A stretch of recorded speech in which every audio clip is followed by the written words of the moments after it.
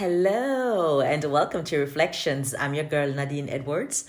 Thank you for joining. I hope as you listen today you'll be inspired, uplifted, motivated in your continued pursuit of becoming a better version of yourself.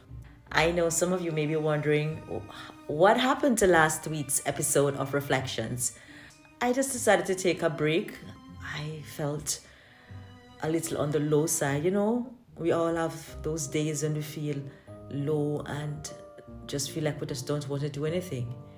It's just a part of being human. As usual, if you're not yet following, please go ahead and hit that subscribe or follow button. And provided that you like today's content, please remember to like and leave a comment if you're inclined to do so. Cannibalism has a time and place, and the time is now. These are not my words. The New York Times recently published an article on the 23rd of July, to be specific, and the writer Alex Beggs seemed to have triggered a wave of backlash from the readers who took to social media to express their disgust on the subject of cannibalism. In the article, Alex provided insight into cannibalism's growing relevance in the pop culture, especially in a spate of recent stomach-churning books.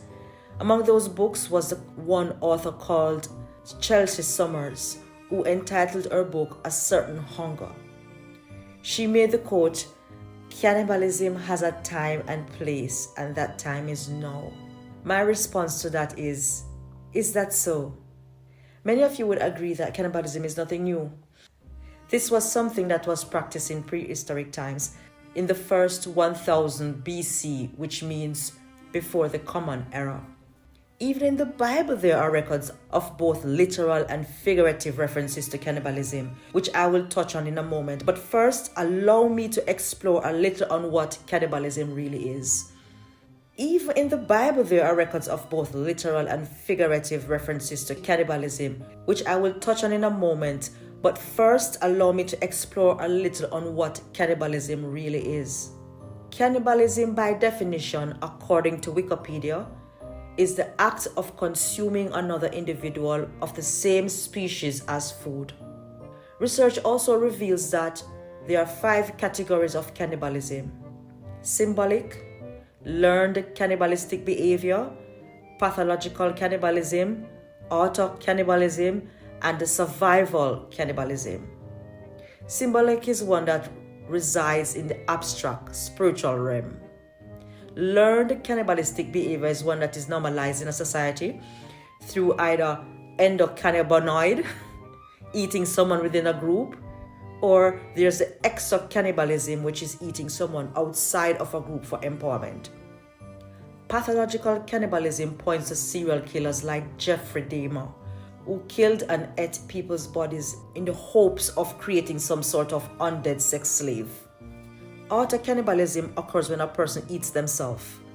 This encompasses a range of behaviors from the innocuous, which involves chewing one's fingernails, among other things which I won't bother to disturb your breakfast or the lunch or the dinner you're probably enjoying this moment while listening to this podcast.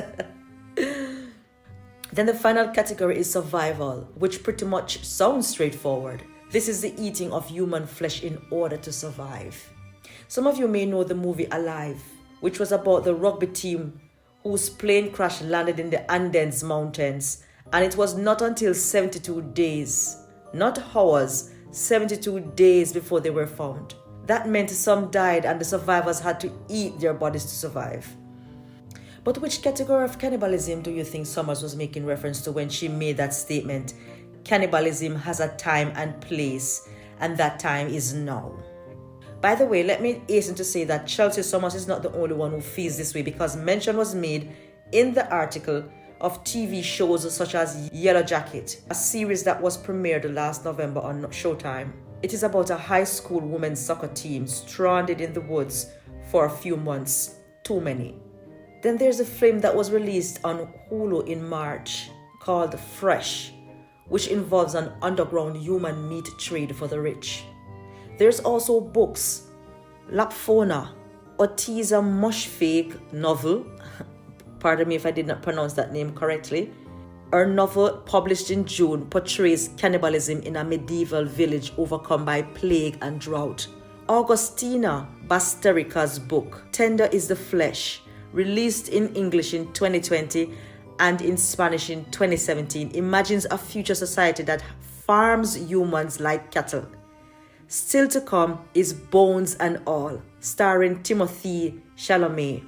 This movie about a young love that becomes a lust for human consumption is expected to be released later this year or early next.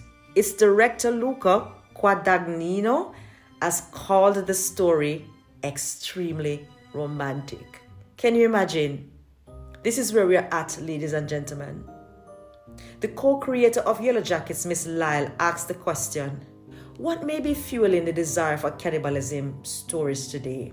Her response, I think that we're obviously in a very strange moment. She listed the pandemic, climate change, school shootings, and years of political cacophony as possible factors.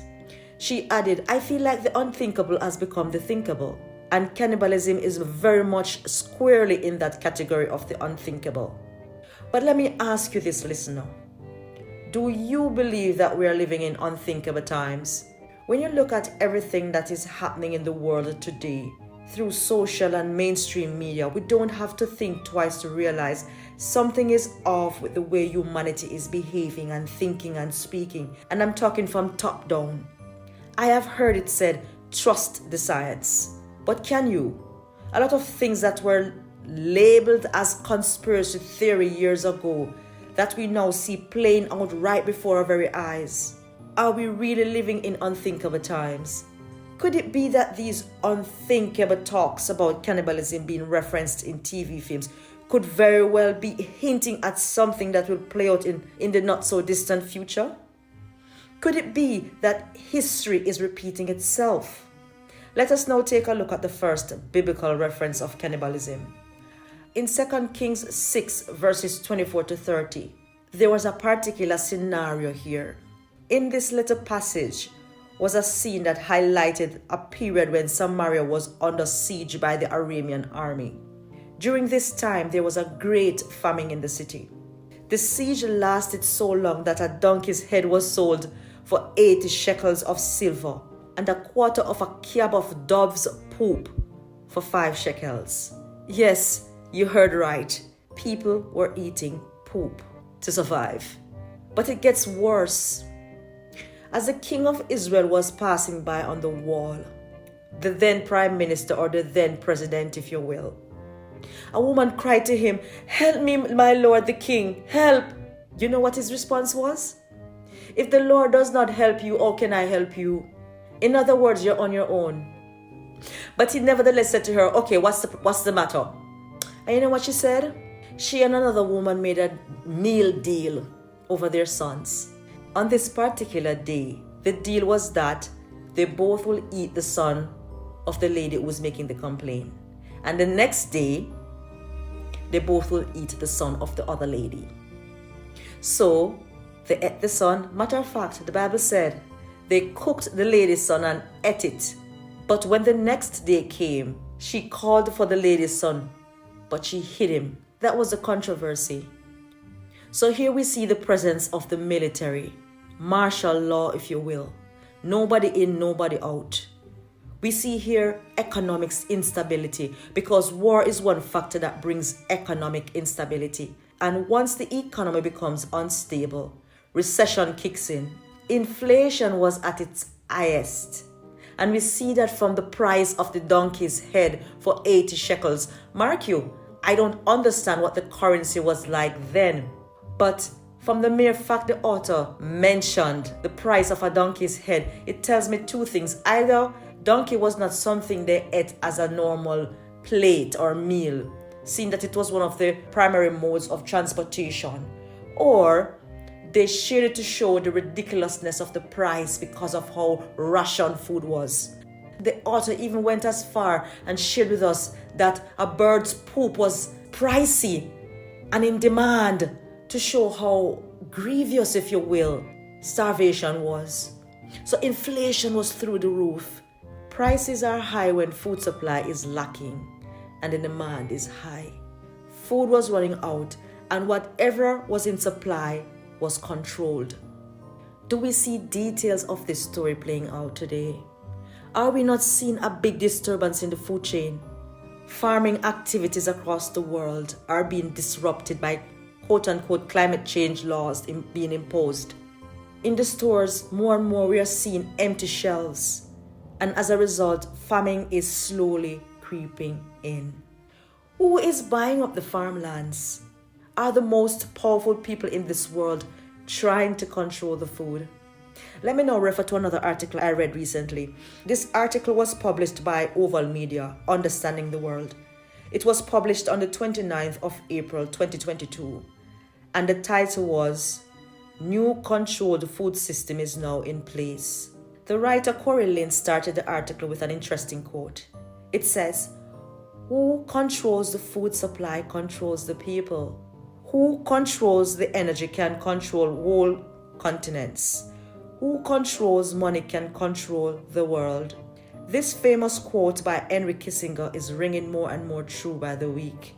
The article continues to say the globalists already control the majority of the money, are moving ever so swiftly to convert the energy system over into systems they are all invested in, and have been taking drastic measures to control the food industry while running much of it under the radar. If they control the seeds, they control the food. And if they control the food, they can use digital ID to control consumer access to the food. While a rush of fires suddenly destroy food processing, meat, and fertilizer plants during a time where farmers are hurting and supply chain issues are kicking in, an entire traceable food infrastructure system has already been built in multiple cities, and it's making its way across the globe. Gates insists that droughts and climate change is destroying our ability to farm, and that the future will consist of populations moving into metropolitan cities where indoor vertical farming is necessary to feed people. If this is the case, why has he acquired 242,000 acres of farmland across the past decade while simultaneously investing in indoor vertical farming? Who gets to sit down at the table with healthy produce served by the Gates while the rest of the population eats gene-edited produce from locked-down facilities, delivered to their local grocery store and accessed only through a digital ID? Imagine a day where farmers' markets no longer exist. You can't drive over to your local farmer to buy produce or cuts of meat, and the only food growing outside of the globalist secured indoor vertical farming and lab-grown meat facilities is in your windowsill, garden, or greenhouse. Urban indoor farming controlled by the globalists is the future of food they have reimagined, and it's already in thousands of grocery stores without people realizing it. Whereas the US is leading in this industry, this is a global agenda, with vertical farms popping up across the globe. For perspective, the USDA and FDA have already approved the lab-grown meat, genetically modified cattle, and are funding the globalists to research and develop cellular agriculture as well as indoor growers and genetic companies while they slack on regulations for gene-edited produce. Well, over a dozen major food processing and meat plants have coincidentally gone up in flames in the past several months. And this is where I will stop in the article because there's so much information embedded in this. I will leave the link below so you can check it out for yourself. It is loaded with eye-opening information. Ladies and gentlemen, a lot of time you see the smoke before you see the fire. We all know that the war in Ukraine is having an indelible impact upon the world economies. If you take a look at oil prices, an inflation that is surging out of control, climate change laws imposed on farmers all over the world that is affecting their ability to farm, all in the name of climate change. We see food shortages and increasing starvation. We know that something serious is on the horizon. Already in some countries, there's civil unrest. A hungry man is an angry man. I see that becoming more prevalent across the globe as hardship climbs. Did you know that the head of the Catholic Church stated that World War III has been declared? Can you see chaos coming? When I saw the title of that article, Our Food Are Now Being Controlled, Revelation 13:16 comes to mind. It caused both small and great, both rich and poor, both free and slave, to be marked in the right hand and in their forehead, so that no one can buy or sell who does not have the mark. That is the name of the beast and the number of its name. As to who this beast is, what's his mark, and its number is a whole other study. But what I am seeing here is a time that is not too far when you won't be able to buy or sell unless you conform, unless you have the mark of the beast. And you see they're coming up with all this digital ID, and they're factoring all your personal information into a new system. And very soon we will have a cashless society. Pay attention. Everything is tending in one direction, and very soon we will know. This is no conspiracy theory, my friend. Pay attention. The table is being set, and there's coming a hardship in this world. Never since there was a nation. According to scripture found in Daniel chapter 12 verse 2. And hear what it says. At that time, Michael, the great prince who protects your people, will arise. There will be a time of distress such as not happened from the beginning of nations until then. But at that time, your people, everyone whose name is found written in the book, will be delivered. Can I just add quickly that even political analysts are projecting that there will be an unprecedented recession that cannot be compared to preceding recessions. All of this hardship and poverty that is soon to break upon the world will soon put cannibalism into perspective as a thing. And can I tell you, it will be history repeating itself. Do I believe we are living in the time of the unthinkable? Yes. Do I believe the history of cannibalism will repeat itself? Yes. And here's why. Hollywood has been showing us a lot in plain sight for decades, and many of the things that they produce are now playing out in plain sight, right before our very eyes. That is what we call predictive programming, my friend. The prophecies of the Bible are also playing out right before our very eyes. When Jesus in Matthew 24 was telling the disciples of the coming destruction upon Jerusalem, it was a prophecy that also pointed to the end of the world, the time in which we now come to live.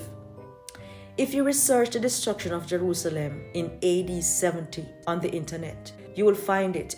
But there's a book that is called Great Controversy, written by Ellen White, gave a little more insight as to what really transpired as Jerusalem was sieged by the Roman army. In chapter 1, page 8, she describes the horrific scenes when Titus and his army sieged the city. She wrote, "Terrible was the calamities that fell upon Jerusalem when the siege was resumed by Titus.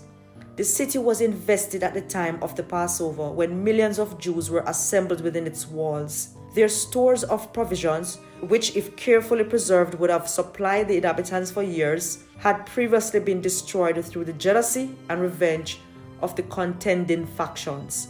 And now all the horrors of starvation were experienced. A measure of wheat was sold for a talent.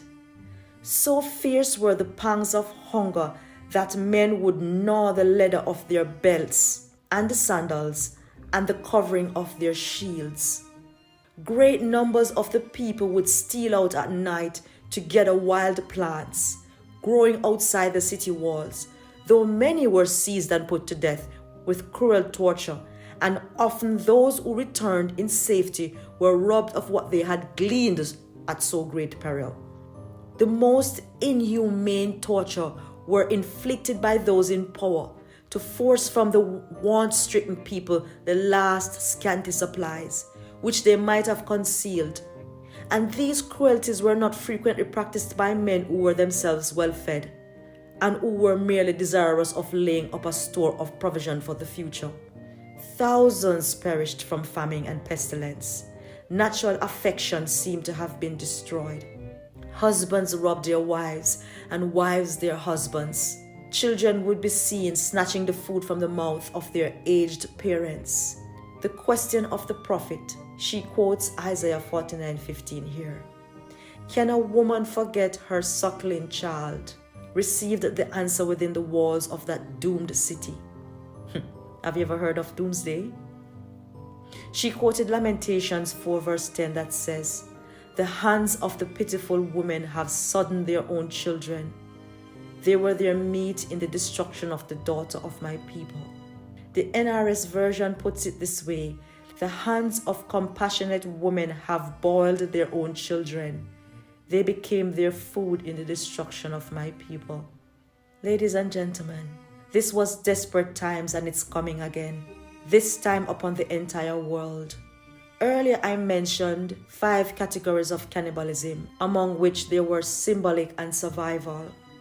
Now here's the Bible for you on symbolic cannibalism, found in John 6 verses 8 to 57. "I am the bread of life," Jesus says.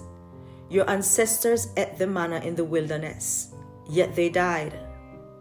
But here's the bread that comes down from heaven, which anyone may eat and not die. I am the living bread that came down from heaven. Whoever eats this bread will live forever.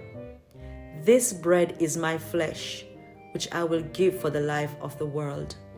Then the Jews began to argue sharply among themselves, "How can this man give us his flesh to eat?" Jesus said to them, "Verily I tell you, unless you eat the flesh of the Son of Man and drink his blood, you have no life in you. Whoever eats my flesh and drinks my blood has eternal life, and I will raise them up at the last day. For my flesh is real food and my blood is real drink. Whoever eats my flesh and drinks my blood remains in me and I in them. Just as the living Father sent me, and I live because of the Father, so is the one who feeds on me will live because of me." This symbolic partaking of Christ is the eating up of his word. "Man shall not live by bread alone, but by every word that comes from the mouth of God." Matthew 4 verse 4 right there. When you are in Christ and Christ is in you, he will preserve your life in these troublous times, even into eternity. It was this morning I read this text in my devotional, found in John 11 verses 25 and 26. Jesus said, "Those who believe in me, even though they die, will live, and everyone who lives and believes in me will never die." Do you believe this? Jesus is asking you this question at the end of verse 26. Do you believe this? Those who eat the flesh of other human beings to survive are those who don't know God or have faith in him. We are indeed living in the time of the unthinkable, friends. And the time of cannibalism is now. Whose side are you on? Whose flesh will you eat? A question for all of us to ponder. God bless you.